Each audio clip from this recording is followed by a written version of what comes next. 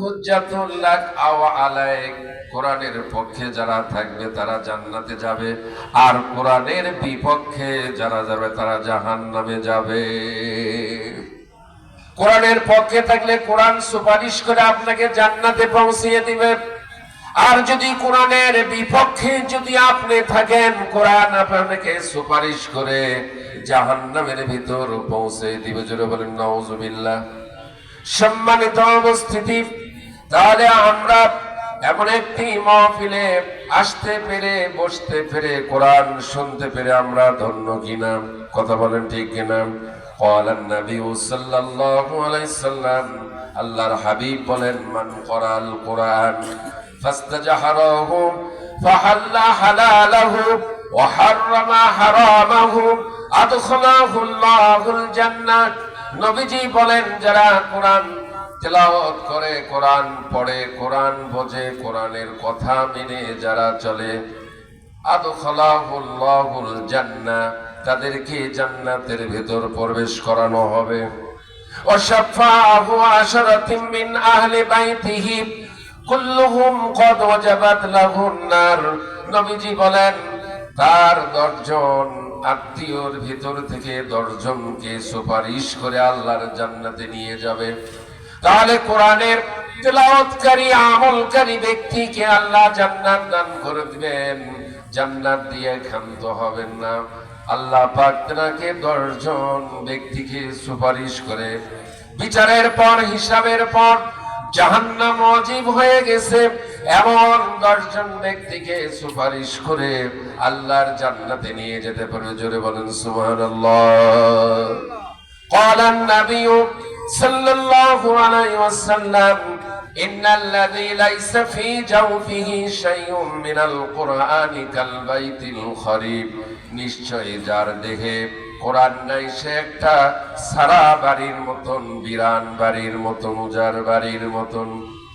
সারা বাড়িতে যেমন বিভিন্ন জীবজন্তু, পশু পক্ষী, জীব জানোয়ার যেমন হুতুম পেশা, ইঁদুর বানর যেমন বসবাস করে, আল্লাহর হাবিব বলেছেন, যেই মুসলমানের দেহে কোরআন নাই, ওই মুসলমানের দেহে যেমন সারা বাড়ির, বিরান বাড়িতে যেমন বিভিন্ন জীবজন্তু, পশু পক্ষী বসবাস করে, যার দেহে কোরআন নাই তার দেহে শয়তান বসবাস করে। সম্মানিত উপস্থিতি, قال النبي صلى الله عليه وسلم, لا تجعلوا بيوتكم مقابر. আল্লাহর হাবিব বলেন, তোমাদের ঘরগুলিকে তোমরা কবরস্থানে পরিণত করো না। সাহাবী বললেন, কোন ঘরগুলি কবরস্থানের সমতুল্য? আল্লাহর নবী বলেন, যেই ঘরগুলিতে কোরআন তেলাওয়াত হয় না, ওই ঘরগুলি কবরস্থানের সমতুল্য। এজন্য কোরআন তেলাওয়াত করতে হবে, ঘরকে জীবিত রাখতে হবে, নিজেকে জীবিত রাখতে হবে। কথা বলেন ঠিক কিনা? সম্মানিত উপস্থিতি, তাহলে কোরআনের সঙ্গে আমাদের সম্পর্ক গভীর স্থাপন করতে হবে। কথা বলেন ঠিক কিনা? কোরআন আছে যেখানে আমরা আছি সেখানে, কোরআন সুন্নাহ যেখানে নাই আমরা সেখানে নাই, ইসলাম যেখানে নাই, শরিয়া যেখানে নাই, সেখানে মুসলমান থাকতে পারে না। কথা বলেন ঠিক কিনা?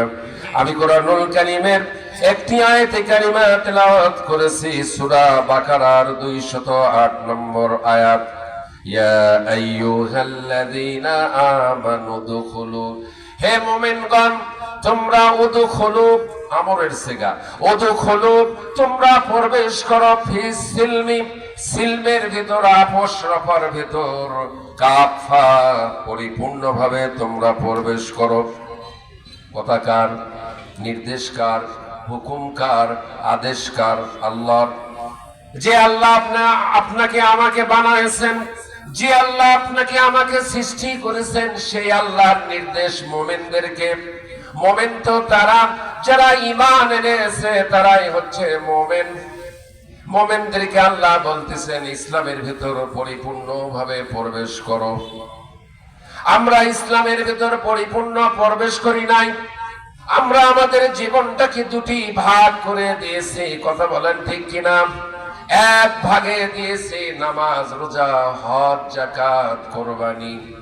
কি বলেন ঠিক কিনা? আর একটি ভাগে আমরা জীবনটাকে আর একটি ভাগ করে দিয়েছি।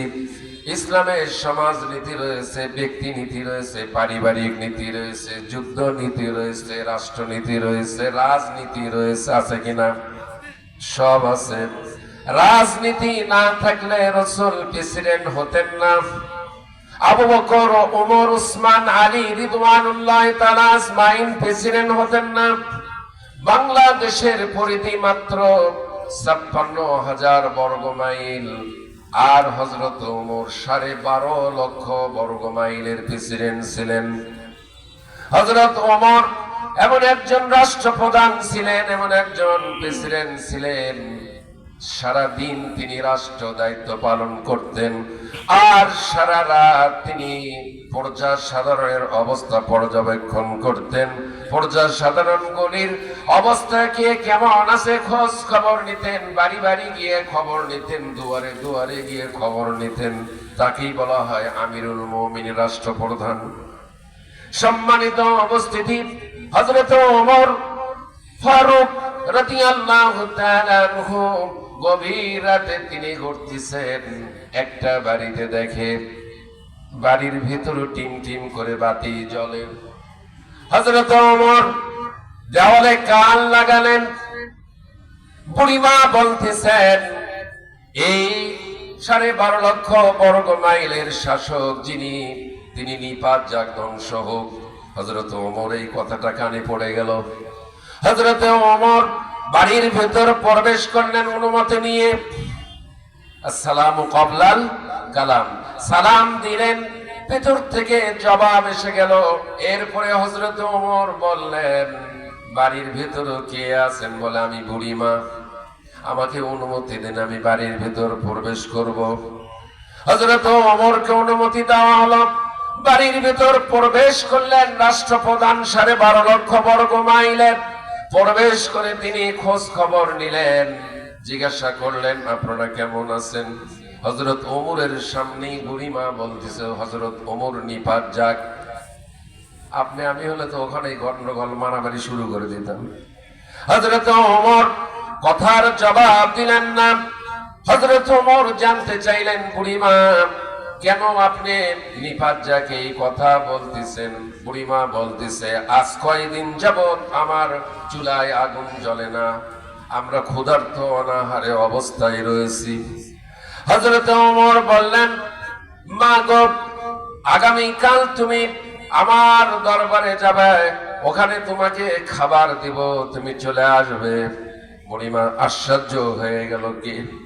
হযরত ওমর নিজের পরিচয় তখন দিলেন না, ছুটে গেলেন, দৌড় দিলেন, বাইতুল মালের দরজা খুললেন, ভেতর থেকে বস্তায় আটা ঢুকালেন, তরি তরকারি নিলেন, নিয়ে হযরত ওমর আসলামকে বললেন, আসলাম, এগুলি আমার পিঠে তুলে দাও। রাষ্ট্রপ্রধান কারে বলে?